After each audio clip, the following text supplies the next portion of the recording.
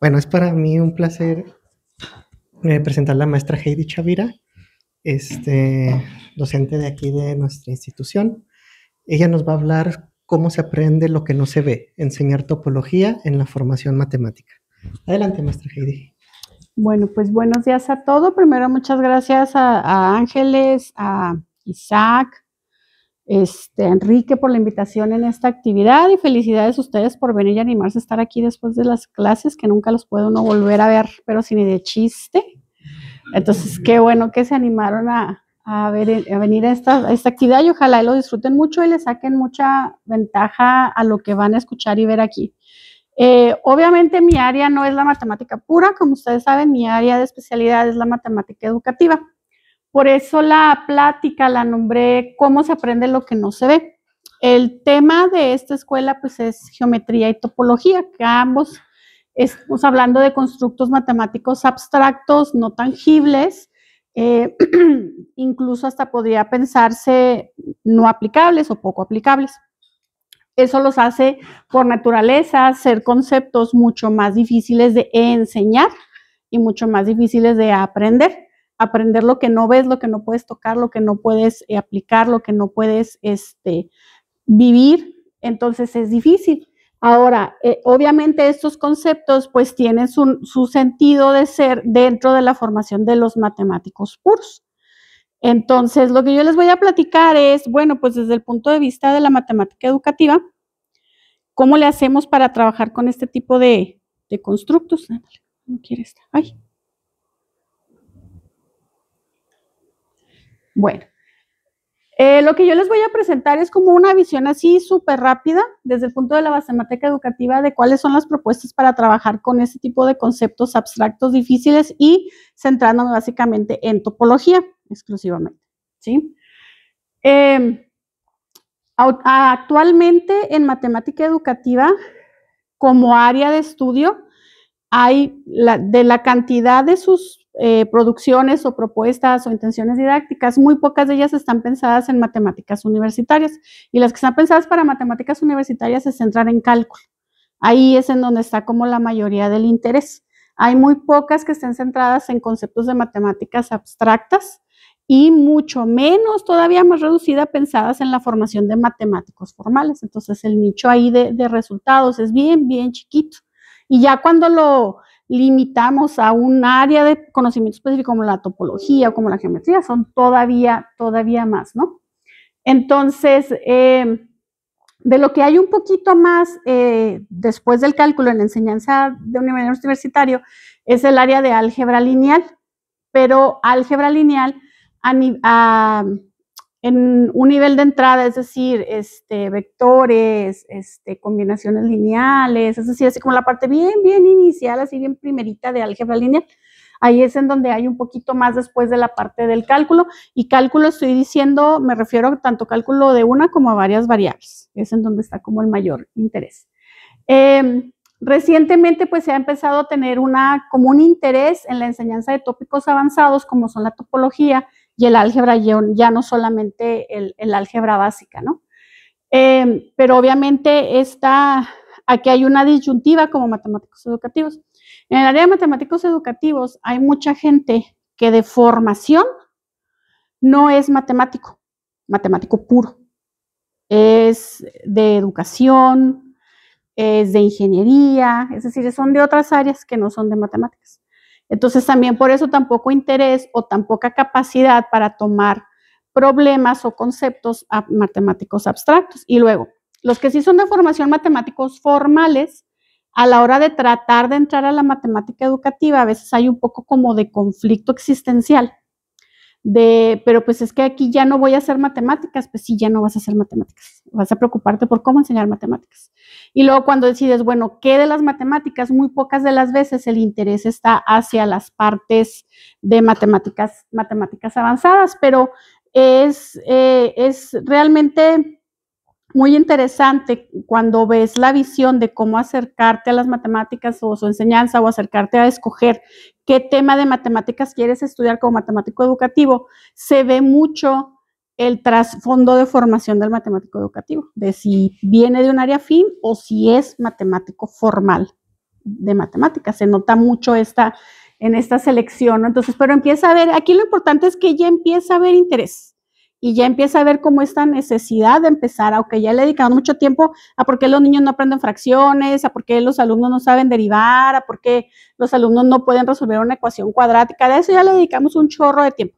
Empecemos a trabajar ahora sí sea conceptos más profundos, más abstractos, de interés para la matemática, ¿no? Entonces, bueno, obviamente en nuestra área, pues no es como que nosotros nos sentemos y nos inventemos nuestras propuestas solitos, pues somos una comunidad igual que estamos evaluada bajo pares, en la cual hay revistas de todo tipo, desde las patito hasta las nivel medio, hasta las top de publicación internacionales y nacionales en matemática educativa.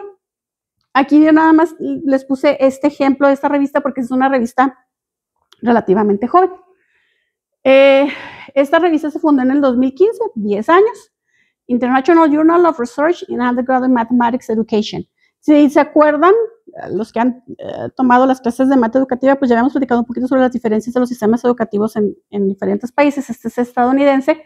Y undergraduate aquí se refiere a lo que nosotros llamamos un nivel licenciaturas o ingenierías, a ese nivel.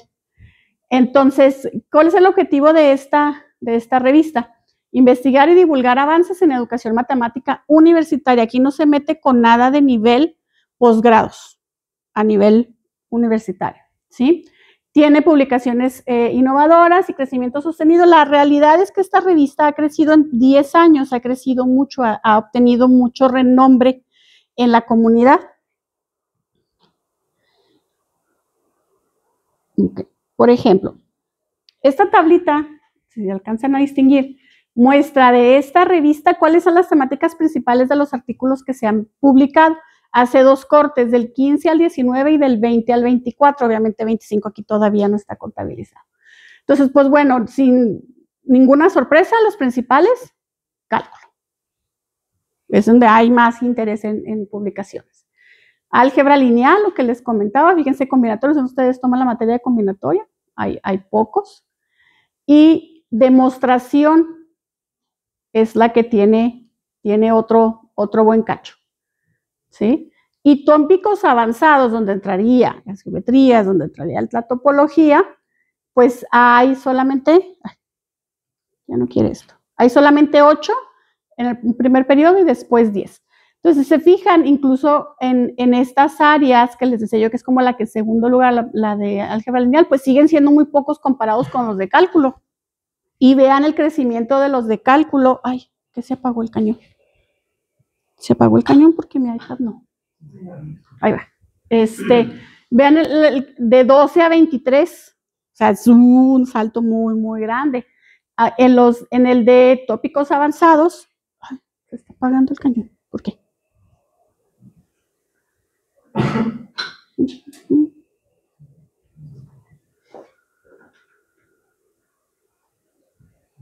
Porque perdió la señal.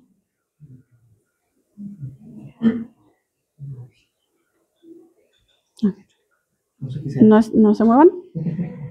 En tópicos avanzados, pues sí, hubo más, pero pues hubo un poquito más, ¿no? O sea, ni siquiera demasiado. Y aquí estamos englobando varios, ¿sí? Tópicos avanzados. Entonces, si se fijan, si hay un interés por estas temáticas, pues las otras temáticas también no son tan básicas, combinatoria, álgebra lineal, demostración. Esa es un área que se está trabajando mucho, y te voy a hablar un poquito más de esto, porque en temas avanzados de matemáticas, pues una característica inherente a ellos es la demostración. Tienen que hacer demostración, ¿sí o no? Es su coco, cómo hacer las demostraciones. Entonces, ese proceso va inherente a muchos conceptos matemáticos avanzados.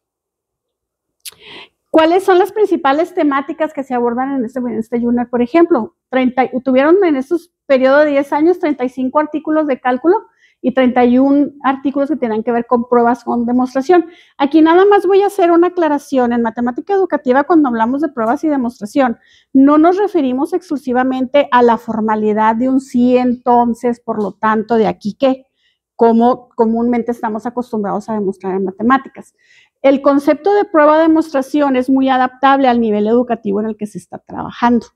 Se habla incluso de trabajos en donde se hablan de procesos de demostración con niños de secundaria, con niños de preparatoria, que pues no se refiere a una demostración formal que nosotros conocemos en matemáticas, sino que son procesos de construcción de conocimiento que permiten ver el desarrollo del alumno. Entonces eso se considera como una demostración o como una prueba.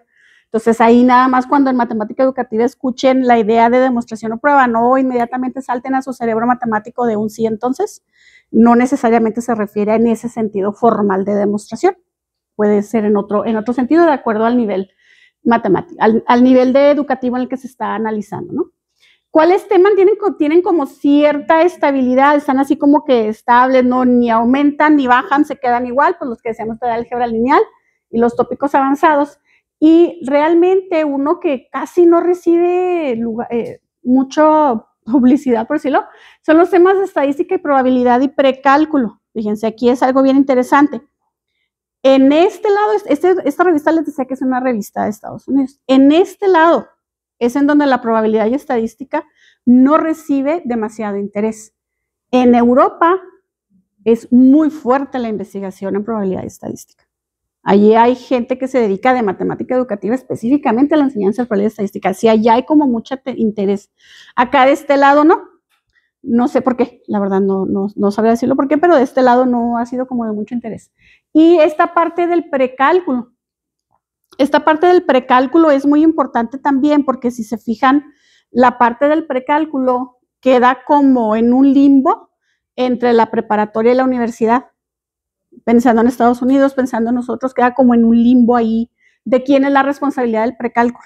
Si de la universidad cuando llegan o de la preparatoria o el nivel anterior, antes de sacarlos, entonces queda ahí como que en algunos sistemas, no, pues en la prepa y otros, no, pues en cuanto lleguen aquí los arreglamos, hay como un limbo ahí de la parte del precálculo, que seguramente ustedes padecieron a la hora en que entraron a la universidad y que los estábamos barriendo porque no saben hacer un binomio al cuadrado, identificar una diferencia de cuadrados, graficar una ecuación lineal, todo ese tipo de cosas, ¿no? Del precálculo. Entonces, esa área es algo que no recibe mucha atención. ¿Cuáles temas son muy recurrentes en esta revista? Cálculo, demostraciones, álgebra lineal, y hay muchos enfoques interdisciplinarios y tecnológicos. Una cosa, si se acuerdan, acuérdense, esta revista les digo es del 15 para acá, entonces es relativamente nueva, es cuando está este boom de la tecnología, incluso hasta allí está metida pandemia también, que es cuando todo el mundo corrió a la tecnología. Entonces empieza a aparecer el uso de la tecnología en la enseñanza de temas avanzados, pero otra vez, acuérdense.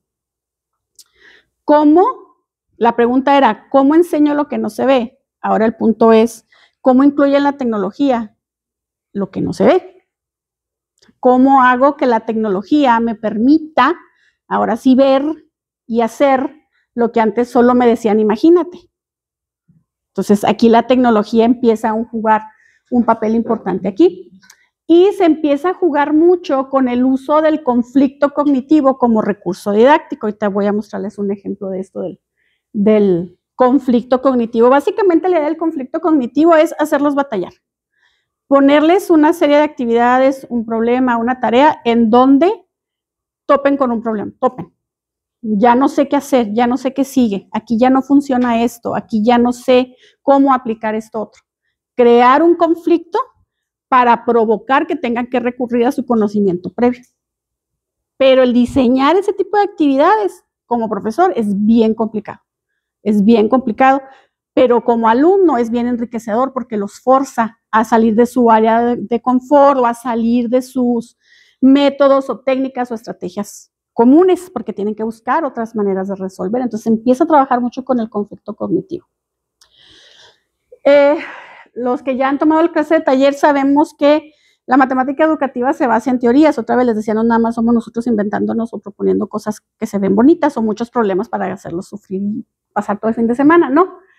Tendemos hacia la teoría, es decir, tratamos de buscar justificaciones teóricas a lo que proponemos o a lo que analizamos. Entonces, les decía ahorita que cuando hay esta diferencia entre lo que es un matemático y lo que es un matemático educativo, una diferencia clave en esto es que nosotros usamos teorías para justificar lo que hacemos. Un matemático no, la matemática por naturaleza se autojustifica, no necesita de teorías. Entonces, el uso en el primer corte que hace esta revista de trabajos que explícitamente decían usamos tal teoría, pasó de un 67 al segundo corte a un 83% de artículos, es decir, se empieza a incluir a la teoría como parte de lo que se presenta en esos trabajos de investigación. ¿Qué tipo de enfoques cognitivo-epistemológicos? ¿Qué quiere decir eso? Suena como muy rebuscado. Se meten con la parte cognitiva, con la parte del conocimiento. La parte epistemológica lo pueden ver como pensar como la naturaleza de los conceptos. Entonces es tratar, por ejemplo, en este caso que estamos hablando de topología, basarse en la naturaleza del grado de dificultad propia que tienen los conceptos topológicos y provocar conflictos de conocimiento a raíz de ellos. Otra vez, como profesor es bien difícil diseñar esas cosas, es complicado. Otras teorías socioculturales, ahorita empiezan a predominar muchas teorías que dicen, bueno, para enseñar matemáticas también es importante que consideres el contexto social en el que se está trabajando. Pero, otra vez, pensando en topología, ya estamos pensando en un nivel universitario. Entonces ya estás hablando de que este contexto social es diferente a que si te preocupas por él en niños de primaria o en niños de secundaria, en donde ese tipo de contextos son todavía más palpables y con un mayor efecto. Entonces, pero estos aspectos se empiezan a considerar. Y también empiezan a aparecer muchas categorías del tipo afectivas, empieza a aparecer mucho todo esta cuestión del dominio afectivo. En un inicio se consideraban, solo se mencionaban como emociones o como aptitudes, y ahora ya es todo un marco completo que se denomina el dominio afectivo. Entonces se entra a considerar cómo el dominio afectivo puede influir en el proceso de enseñanza y aprendizaje de esos conocimientos abstractos. Entonces si han visto la película esta de los de Inside Out, ¿cómo se llama en español? Intensamente, que habla de las emociones y todo eso. Básicamente, no así de chiquito. De hecho, en una clase veíamos que ya todas las emociones ya era así un supermundo, ¿no? Así ya es un mundo de emociones que se pueden considerar. Entonces, fíjense la combinación, cuestiones de afecto, de dominio afectivo, combinado con la dificultad del aprendizaje y enseñanza de conceptos abstractos matemáticos. Entonces, es toda esa combinación ahí de cosas, ¿no? En esta revista en particular, ellos detectaron que se publicaron 18 artículos con teoría antropológica de lo didáctico y 9 artículos con la teoría de esa palabra me cuesta, reificación, me cuesta la palabra. Hay más teorías, esto es nada más así como para dar un ejemplo. En matemática educativa tenemos diferentes teorías. Esta teoría es europea, ¿sí? Entonces, estas teorías son como las más presentes. No quiere decir ni que sean las mejores, ni que sean las únicas que se pueden utilizar para enseñar matemáticas abstractas. Simplemente en esta revista eso es lo que ellos encontraron, ¿no? Lo que publicaron. Y bueno, y también las diferentes teorías que se fueron presentando en esta revista, pues reflejan el giro sociocultural en la investigación educativa, lo que les digo, el empezar a prestar atención a esas componentes sociales, afectivas, culturales en la enseñanza. Esto que les voy a platicar aquí en esta parte es en particular un estudio que se hizo sobre un curso de topología, ¿sí? Ahorita al final voy a poner las referencias, y este estudio habla sobre las experiencias digitales en una clase de topología. Este estudio se hizo con estudiantes de segundo año de nivel universitario, ¿sí? Y usaron dos modelos, el modelo Inside Out y el Thinking Classroom. Ahorita voy a aplicar un poquito más de ellos. Y se enfocaban mucho en la escritura colaborativa y la metacognición, es decir, en las producciones de los estudiantes. ¿Qué producían los estudiantes? ¿Qué escribían los estudiantes? De acuerdo a las tareas que se les presentaban. Entonces voy a mostrar cuáles eran los ejemplos que les presentaban. Okay. ¿Qué quería el objetivo? ¿Qué quería el estudio? ¿Cuáles eran sus objetivos? Diseñar actividades didácticas digitales para estudiantes de matemática. Entonces, fíjense, aquí empieza a aparecer la componente de la tecnología.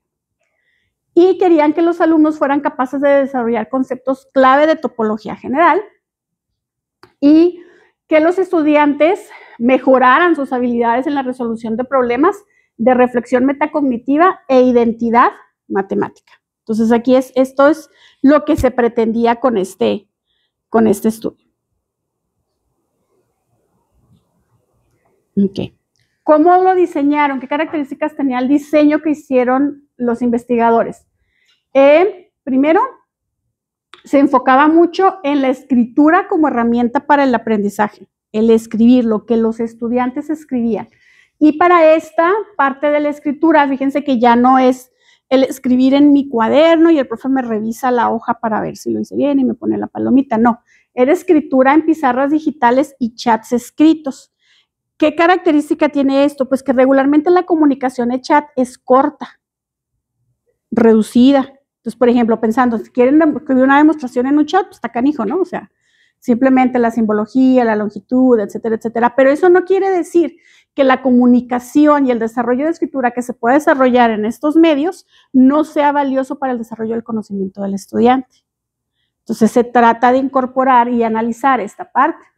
Se trabajaron en grupos, era un trabajo en grupo y tenían roles cognitivos. Ahorita voy a decir cuáles eran estos roles. Y las tareas que se les presentaban a los alumnos eran tareas abiertas que requerían pensamiento profundo, es decir, no eran preguntas de sí o no, no eran preguntas nada más de compruebe esto, eran preguntas abiertas donde el alumno tiene que desarrollar. Y aquí es la parte interesante. El docente actúa como guía, no responde. Y plantean la pregunta, ¿está bien esto? Es decir, ya habíamos platicado un poquito en las clases de mate educativa que hay diferentes roles en cómo se vive el proceso del profesor. En este estudio en particular, el profesor solamente era guía, es decir, el profesor no se paraba y definición, demostración, esto y esto y lo otro, compruebe esto, o sea, no. El profesor solamente era una guía. Él no daba, digamos, una clase tradicional, si lo quieren pensar en ese sentido. Si se fijan, regularmente esa no es la experiencia cuando se enseñan conceptos abstractos. Es el profesor donde primero me da la lista de definiciones, después de esas definiciones me dice cómo las relaciono con ciertos teoremas, nos ponemos a hacer la demostración o el profesor hace la demostración y en el mejor de los casos si el profesor lo hizo, pues yo estudiante le entendí, si no, nomás la copié en el pizarrón y ya, pero parte del desarrollo de esa demostración muchas de las veces se pierde el valor cognitivo para el alumno porque el alumno solo es espectador, no es partícipe. Entonces aquí se quita esa parte. Aquí el profesor solamente es guía para los alumnos. ¿En qué consiste lo del Inside Out? Les decía que en este estudio usaron el Inside Out y el otro el Classroom. Los alumnos adoptan alguno de estos roles. Esos eran los roles cognitivos a los que se mencionó. El alumno toma alguno de estos roles. Acuérdense que trabajaban en equipos, ¿sí? Uno es el jefe, el que organiza, ¿sí? El que está a cargo de que todo el mundo haga lo que tiene que hacer. Otro, literal, el método así lo llama, bloguera, o sea, en esos términos modernos de ahora, en ese término. Redacta el texto final. La mente crítica, el que cuestiona, valida, es decir, el que está metiendo las zancadillas. O sea, ¿está bien? ¿Están seguros que así se demuestra? ¿Están seguros que podemos concluir esto? ¿Ya se están identificando por ahí quiénes cuando hacen tareas? ¿Sí? ¿Quién es el que está cuestionando todo lo que van haciendo, ¿no? El promotor, pues el que propone, uno crea los conflictos y el otro propone las soluciones, ¿sí? El que propone cuáles podrían ser las soluciones a lo que cuestiona la mente crítica. Y el gurú, el experto que da pistas, solo responde preguntas para pensar, es decir, está como de monitor nada más diciéndoles si están bien o mal, ¿sí? Entonces los alumnos todos tienen que tomar en estos equipos alguno de esos roles, ¿sí? Entonces es un trabajo colaborativo el que hacen. Ahora acuérdense, esta asignación es aleatoria, los grupos eran aleatorias, no era de que, tú eres el que siempre pregunta, tú eres el que siempre sabe qué hacer, o sea, no. Los grupos eran aleatorios y de manera aleatoria les asignaban este rol, ¿sí? Ahora, el Thinking Classroom, la otra metodología. Esto se refiere al ambiente de aula, cómo se desarrollaba la actividad en aula. Se espera que los estudiantes piensen colectivamente, es decir, que a pesar de que estén trabajando en equipos, pues tratar de evitar en la medida de lo posible el clásico, uno es el que hace la tarea y los demás esperan a que lo hagan para copiarla, ¿sí? O sea, se busca que todos tengan participación. Y de manera deliberada, como les decía, se provocan los conflictos cognitivos. Las tareas se diseñan para provocar que el alumno se atasque o se bloquee, que no sepa qué hacer, ¿sí? Y que le permita persistir hasta iluminarse. Ese famoso ¿cómo se te ocurre en matemáticas? Todos lo hemos pasado, ¿sí? ¿Cómo se te ocurre que la demostración es así? ¿O cómo se te ocurre usar este teorema? ¿O cómo se te ocurre usar esta definición? ¿Sí? ¿Cómo se te ocurre que es por contraejemplo? O sea, ese clásico, ¿cómo se te ocurre? Las tareas están diseñadas para esto, pero fíjense, de por sí la matemática ya tiene esa característica. Ya es complicada por sí misma. Entonces, ahora diseñar las actividades o los problemas o las tareas para provocar esto, provocar el conflicto cognitivo y provocar que el alumno tenga que recurrir a todo su conocimiento previo, ahora sí que todo su bagaje de conocimientos, ponerlos en juego para poder salir de ese bloqueo o de ese atasco en el que se encuentra. Y lo que dicen aquí en ese estudio es que precisamente los ambientes digitales permiten esta interacción dinámica, lo que les decía, el poder incorporar ahora que pueden graficar cosas en 3D, por ejemplo. Antes era nomás, imagínense, la superficie, ¿sí? Y los profes que eran buenos dibujando te las dibujaban en el pizarrón. Los que no, nomás se las platicábamos. Entonces, pero ahora ya no lo tienen que hacer, ya hay muchas cosas que les ayudan a tener acceso a ese tipo de cosas, ¿no? Ah, bueno, pero aquí quiero destacar algo. Bueno, ahorita que les muestre los ejemplos, voy a regresar a ese punto. ¿Cuáles eran los principios cognitivos epistemológicos que planteaban en el estudio?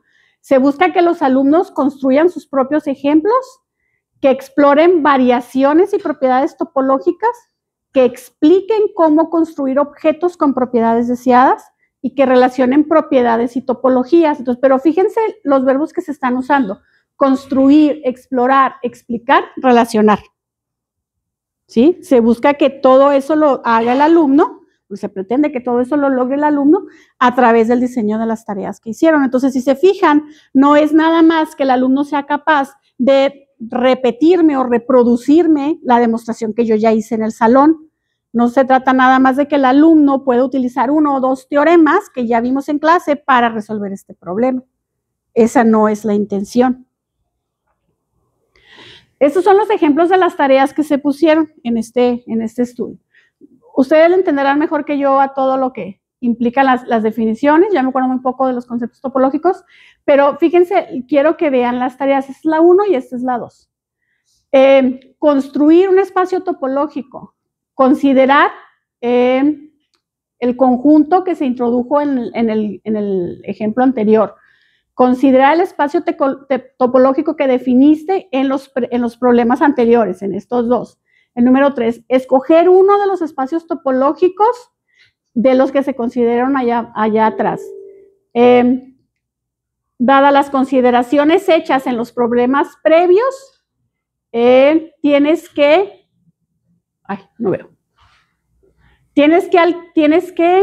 alcanzar un grado, tienes que también poderlo aplicar a otras topologías.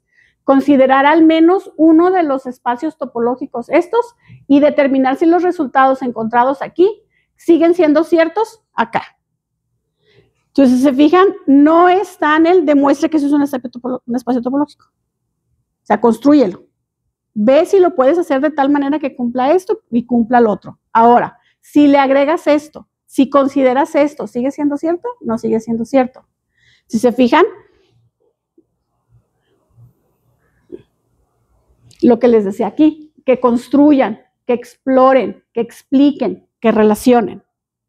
¿Sí? Entonces, y los problemas son abiertos, no son de escoja la solución o demuestre qué. ¿Sí? De hecho, si se fijan, en ninguno viene un demuestre qué. Todos es construya, relacione, ¿sí? Verifique si esto sigue siendo cierto, si esto no, si esto pasa. Ese también empieza. No sé si puede hacer más grande. En la actividad 2, que es de continuidad, construya 2 espacios topológicos. Considere los espacios topológicos que definió en la parte anterior y denotados con esto y esto, con estas características. son topologías triviales en S y la topología trivial ST, respectivamente, en donde Tao 5 y Tao 6 es una topología discreta en S y la topología discreta en ST, respectivamente. O sea, todas esas características, a partir de los dos espacios topológicos que tuvieron que haber construido antes. ¿Cuál es el punto? Determina si esto es cierto y si es continuamente variante en esto. Pero no les dieron la topología, ¿se fijan? En todo se empieza, tú construye primero, general. Y luego de ahí les empiezan a preguntar cosas. ¿Sí? Este tipo de ejemplos hace que no los usen, de que no los puedan meter, por ejemplo, al ChatGPT. Ah, sí, claro. Si se fijan, son abiertos. No hay respuesta sencilla, única incluso, porque pueden construir diferentes espacios topológicos y cada quien puede tener diferentes respuestas. Entonces, sí, son problemas que están creados precisamente para cumplir todo lo que él diseñó, los principios cognitivo-epistemológicos que mantenía que declaraba el diseño, ¿no? Que exploren, que evalúen, que relacionen, que construyan. Ahora, aquí se ve bien bonito, ¿no? Qué padre. Pero ¿cuánto tiempo creen que toma construir ese tipo de ejemplos? Estos no son ejemplos clásicos del libro de texto, ¿sí? Requiere mucho trabajo por parte del profesor el discernir primero qué es lo que quiere y luego cómo lo va a plasmar en este tipo de problemas se puede hacer en cualquier nivel. Yo les estoy mostrando aquí un nivel de un concepto matemático abstracto, que son topologías, ¿sí? Entonces, este estudio, esas son las dos actividades con las que trabajó los investigadores, ¿no? Entonces, aquí mi punto con mostrarles esto es que sí hay manera de trabajar los conceptos matemáticos abstractos desde un punto de vista de la matemática educativa. Sí se puede hacer también desde el punto de la matemática educativa. No está peleado y que les mostré que es un ejemplo de una investigación publicada al respecto. Ahorita al inicio les decía que algo inherente a los conceptos matemáticos abstractos es la demostración. No hay manera de sacarle la vuelta, ¿sí? Entonces, obviamente también ha habido una progresión, o ha habido un avance, un cambio de visión de cómo se enseña la demostración en topología en particular, la demostración en general, pero en topología en particular también. Se han incluido cuestiones como visión social en la demostración matemática. Se está dando mucho énfasis en la enseñanza de la demostración en topología en estos procesos de construcción, presentación y reflexión. Que el alumno realmente vaya construyendo su conocimiento. La parte de la presentación tiene mucho que ver con la manera en que los estudiantes verbalizan y desarrollan sus ideas y escriben sus ideas. En matemáticas, como matemáticos puros, somos muy dados al simbolismo, nos encanta un sí, entonces, por lo tanto, de aquí que sin haber escrito un solo número y una sola letra, puros símbolos, ¿sí? Tendemos a eso conforme más vamos avanzando y más llegamos a este tipo de constructos más abstractos. Eso nos suena supernatural y ya nos cuesta escribir una palabra en medio. O ya no sabemos en dónde ponerla, se ve rara, se nos hace que se ve feo, que no la necesitamos. Pero ahí lo que se está dejando de lado es el desarrollo del conocimiento. O sea, también ahí es una parte muy importante en este tipo de demostraciones en topología. ¿Por qué? Porque eso ayuda a que el alumno vaya reflexionando sobre sus propias ideas al momento en que las va escribiendo. Y algo que se ha estado usando mucho en particular en esta topología es esta teoría de la reificación, para el análisis del discurso matemático. El discurso matemático es lo que se dice y lo que se hace en un aula de matemáticas, tanto por el profesor como por el alumno. Ahorita lo que les decía de que somos muy dados a escribir todas las demostraciones con puros símbolos, eso es parte de nuestro discurso como matemáticos. ¿Sí? El analizar ese discurso.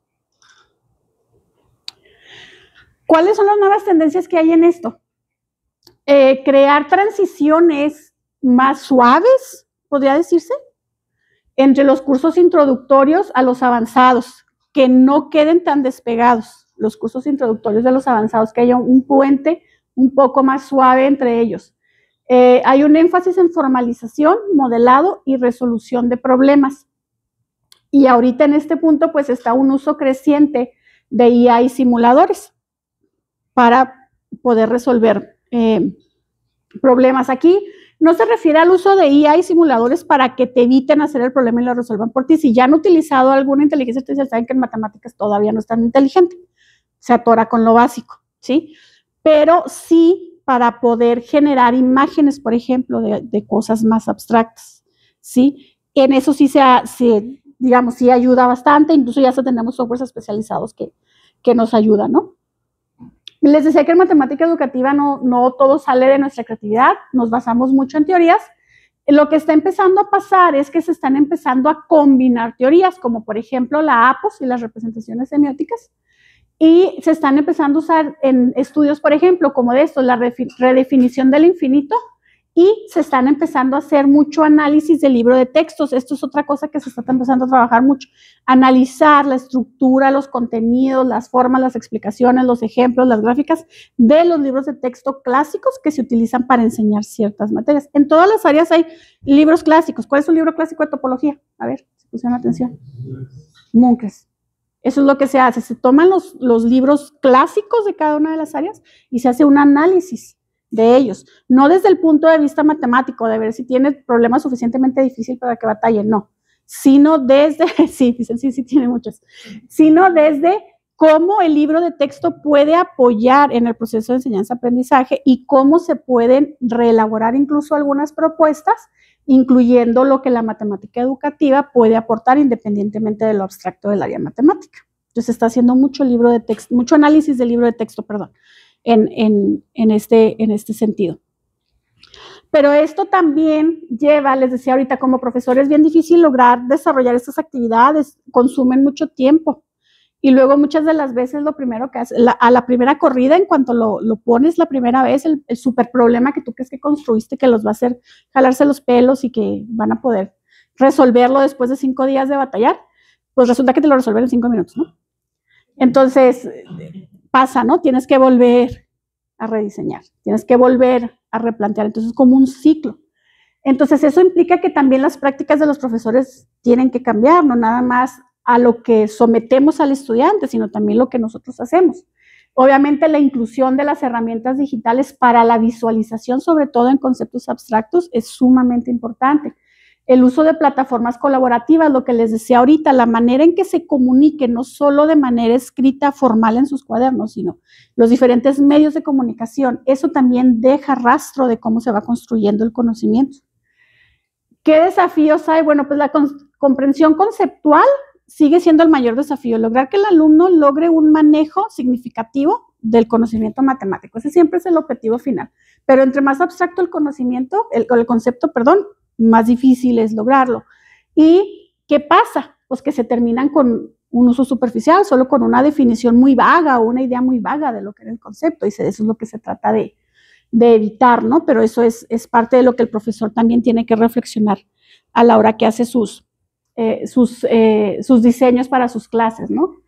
¿Qué conclusiones hay? Bueno, después de esas ideas que les mostré, pues lo que sí hay en general es como un cambio en cuál es el rol que juega el estudiante. El estudiante ya no es tan pasivo, ya no se espera que el estudiante tenga un rol de solamente llegar, sentarse y tomar notas, entregar la tarea al día siguiente y ya.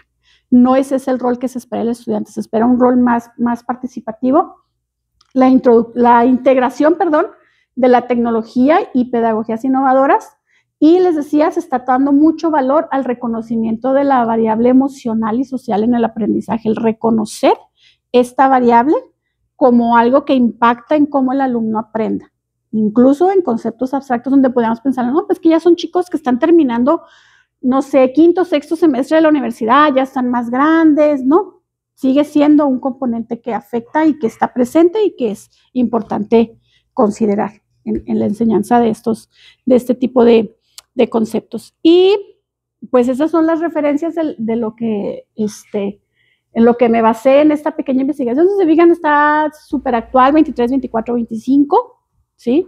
Es como que lo más nuevo, no quiero decir que es lo único, es simplemente un barridito así muy rápido. Pues de qué se está haciendo desde la matemática educativa para aportar en la enseñanza de conceptos abstractos matemáticos. En este caso tomé solo el caso de la topología, ¿no? Pero igual hay en otros aspectos, ¿sí? Pues bueno, eso es lo que les quería platicar.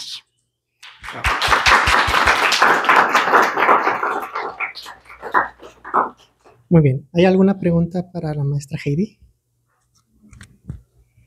Que no sea de topología. A mí me gustaría preguntarle qué tanto influye el hecho de que conforme avanzan la complejidad hay menos aplicaciones y eso como que desanima. Incluso no solo a los estudiantes, sino como profesionista, yo he notado mucho que en foros de internet quieren especializarse en lo más aplicable de las matemáticas. Y de hecho leí un comentario hace poco que decía que él publicó un teorema, quizás se muera y nunca se aplique su teorema, pero él está bien con eso. Sí. Que es como un sentimiento que se tiene que aceptar de las matemáticas, pero que al momento de enseñarlo, pues el estudiante a fuerzas quiere ver dónde aplicarlo. Sí, realmente es el aplicado, es el clásico de ¿y a mí para qué me va a servir? Que cuando tenemos en secundaria y en prepa con los niños enseñándoles el teorema de Pitágoras, ¿y a mí para qué me va a servir eso? Es un poco ese sentimiento de la aplicabilidad, ¿no? Yo creo que ahí lo que es importante es reconocer la naturaleza y la belleza de la matemática en sí misma. Como dices, esa persona que publicó un teorema y lo puede mostrar, los que somos matemáticos de formación, ¡oh, qué padre, ¿no? Yo quisiera un día poder hacer eso, ¿no? Pero es porque estás reconociendo la naturaleza propia y abstracta del área y ahí reconoces su belleza, ¿no? Si lo quieres ver desde la parte aplicada, yo siento que lo estás tratando de ver desde el lado incorrecto, o sea, estás tratando de pedirle peras a la manzana, o sea, no tiene por qué ser aplicado, ¿por qué dices que es bonito? ¿Por qué dices que está padre el haber demostrado un teorema, aplicado un teorema? Pues porque dentro del nicho aquí de matemáticas puras, sabes que eso es relevante y sabes que eso aporta al conocimiento y al desarrollo del área.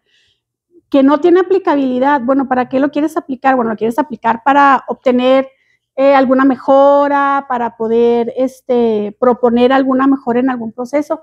Bueno, entonces ya no estás viendo la matemática, estás viendo su uso, entonces el lente es diferente, entonces te das de cuenta que yo siento que es como tratar de verlo con los lentes equivocados o del lado equivocado de la calle, ¿no? O sea, yo siento que es reconocer que cada área tiene su belleza y su esencia, su epistemología, y no por eso la hace más o menos que otra. Simplemente tienen otra función, tienen otra esencia.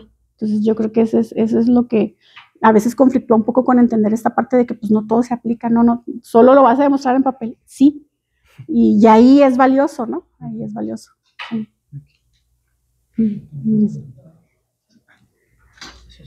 ¿Qué tal, maestra? Oiga, en las teorías que mencionó que tienen como carácter emocional, pues, ahí como que toman en cuenta, o sea, cuando uno viene con el corazón partido, o sea, ¿cómo estudia ahí? O sea, ¿cómo se involucra esa parte? Sí, ¿cómo se involucra esa parte? Bueno, ya está muy, muy grande esa parte de cómo se toma la parte emocional, pero puedo mencionar algunos ejemplos en donde, por ejemplo, un trabajo que salió en la maestría hace tiempo, era en una clase no me acuerdo si de álgebra o de cálculo, en CU. Querían saber cuáles eran las emociones de los estudiantes y cómo eso afectaba su desarrollo en la clase. Entonces, lo que ellos hacían en ese momento es que saliendo de la clase, los alumnos le mandaban un WhatsApp a la investigadora. Hoy en mi clase salí muy triste porque me entregaron el examen y lo reprobé. Hoy en mi clase salí muy contento. ¿Por qué? Pues porque entendí el ejemplo que la maestra puso en el pizarrón y yo lo pude resolver también solo. Hoy salí muy frustrado porque la maestra me explicó un ejemplo y de todas maneras, aunque me lo explicó 2 veces, yo no lo pude entender. Entonces, ella tenía el medio del WhatsApp como para recopilar esas emociones, ¿no? Entonces, esta idea del dominio afectivo, porque se llama un dominio afectivo, es súper amplio. Se puede estudiar emociones, se puede estudiar actitudes, se puede estudiar ansiedad, o sea, ya son como así más específicos, ¿no?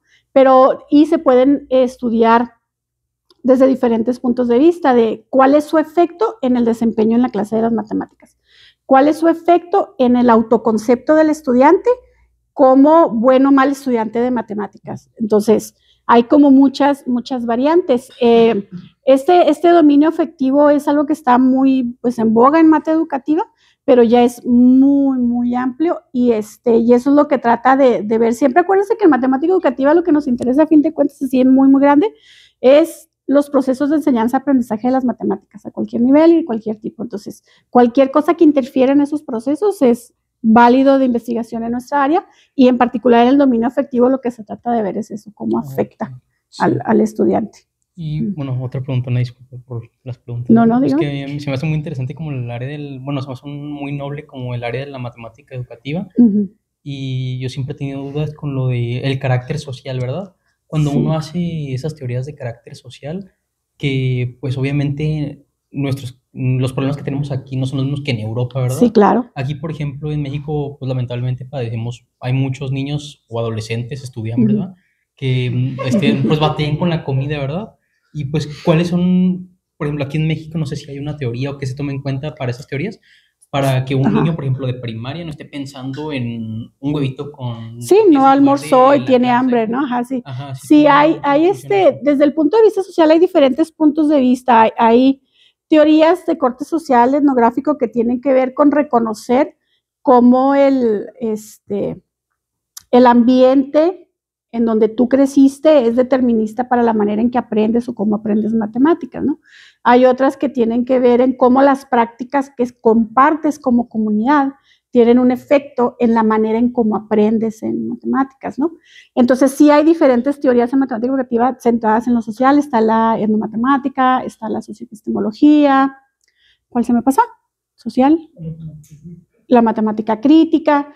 Ese tipo de teorías lo que hacen es reconocer o considerar como variable el contexto social, ya sea a manera de determinante en cómo manejas ciertas conductas o cómo te acercas a ciertas cosas, o en términos de cómo compartes ciertos rasgos o prácticas en comunidad, y esas tienen un efecto en la manera en que tú aprendes en matemáticas en particular.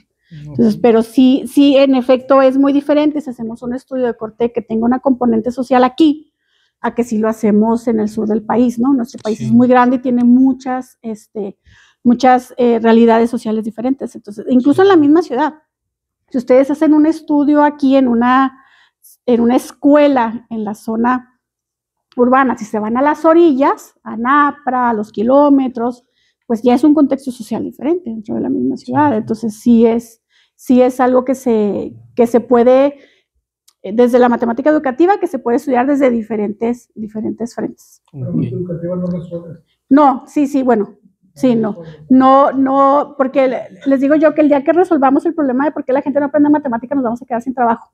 No, o sea, no resolvemos, proponemos, identificamos, sino en la parte social sobre todo, porque no tiene injerencia, es simplemente cómo eso afecta o cómo eso tiene un rol en el proceso de enseñanza-aprendizaje. No va a tratar de modificar nada del contexto social, ni es la pretensión. Para eso están otras áreas, desde el punto de vista de la matemática educativa. Ok, sí, gracias, maestra. ¿Alguna pregunta? Bueno, maestra, tengo un par de preguntas. La primera es sobre los dos experimentos de los que nos habló, el Ujú. Inside Out y el otro, no recuerdo. Sí, el Thinking Classroom. Ok, Ujú.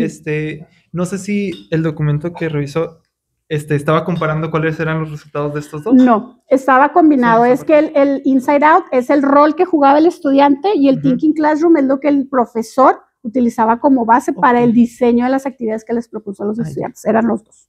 Ok, de acuerdo. Sí, tenía esa duda de más o menos que un poco desarrollar más esa parte. Y esta segunda es como más para abrir el diálogo.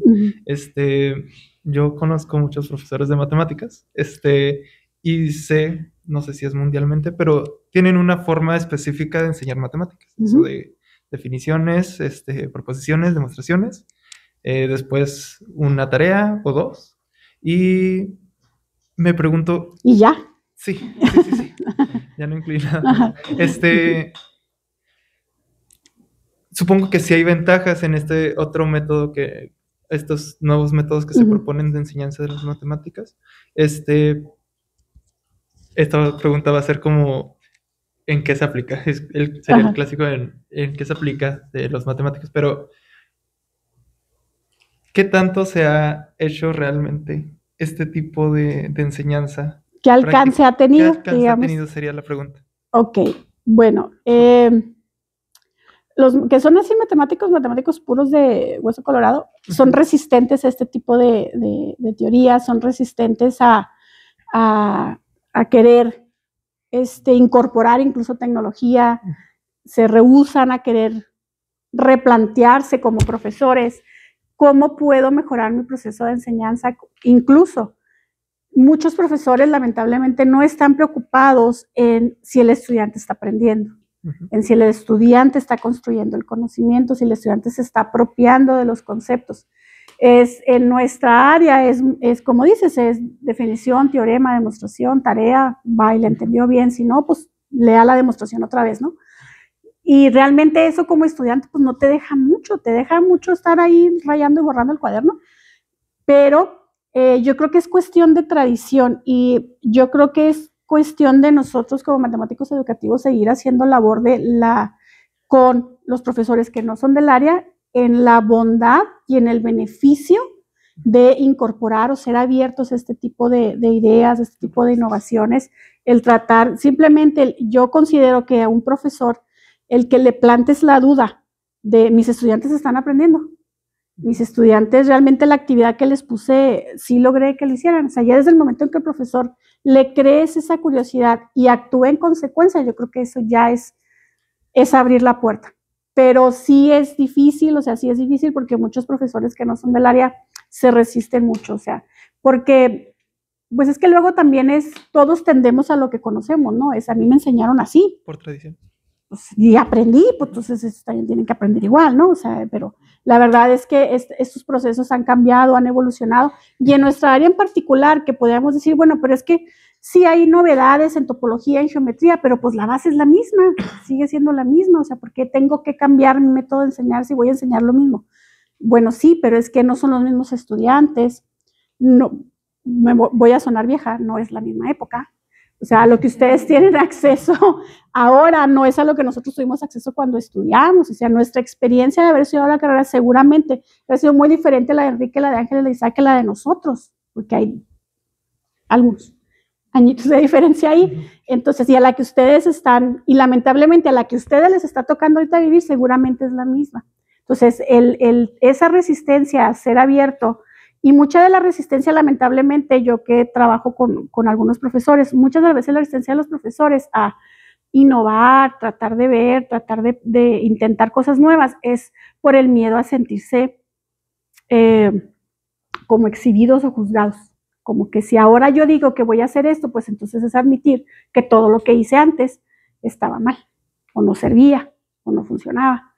Entonces es difícil luego pues no sé, la comodidad de mejor me quedo en lo seguro, en lo que ya sé, ya sé cuáles ejemplos usar, ya sé cuáles teoremas demostrar, porque ya sé que esta demostración se me sale.